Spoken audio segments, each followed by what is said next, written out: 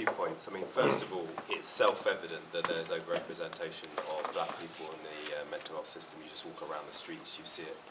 Secondly, I do believe that the mental health system and the different agencies involved are institutionally racist in this country. I don't think actually anybody, certainly from the opposition front bench has said it, but I'm absolutely clear, I've said it before and I'll say it again.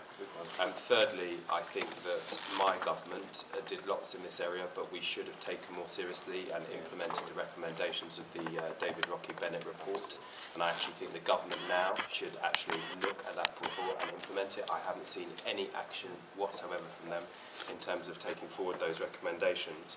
And I think lastly, there is a wide, well actually I also think, as I understand it, Ed will correct me if I'm wrong, but I do think we really must give the council here credit for setting up what I think is the first black mental health commission any local authority has set up in the UK, and it's very fitting that that is happening in Lambeth.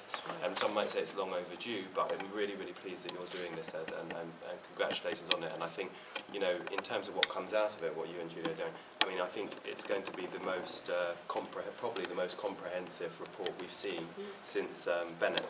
And so it's actually going to be quite, I think we'll have, never mind its local significance, actually, I think it will have a great deal of national significance.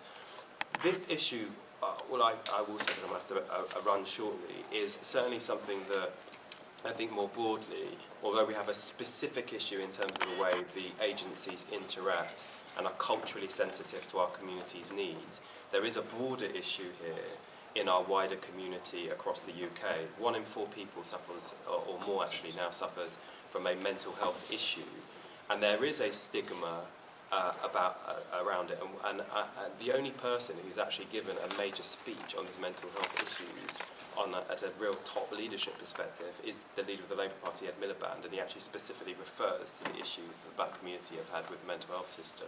And so this is something that we are looking at in the context of, going to your point, of how we need to, in my view, reform the system so that the agencies that are principally involved with looking after your physical, mental and social needs actually fit around the person and are properly joined up.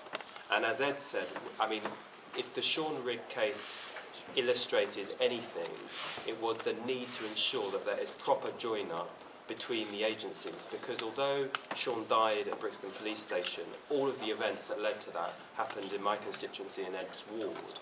And what came through was that the data and information on Sean that the mental health services were aware of was not properly linked up with the police.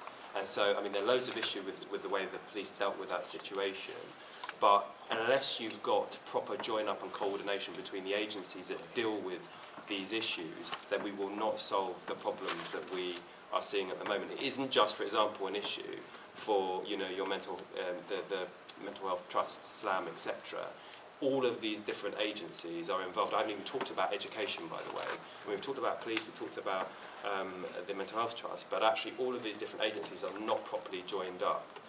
And, you know, in fact, you know, I'll just finish on this. So many of the problems that we do see are because government and local agencies don't join up enough. Like, there's, you know, minority, but unfortunately significant, you know, substantial minority of our young people involved with serious gang violence.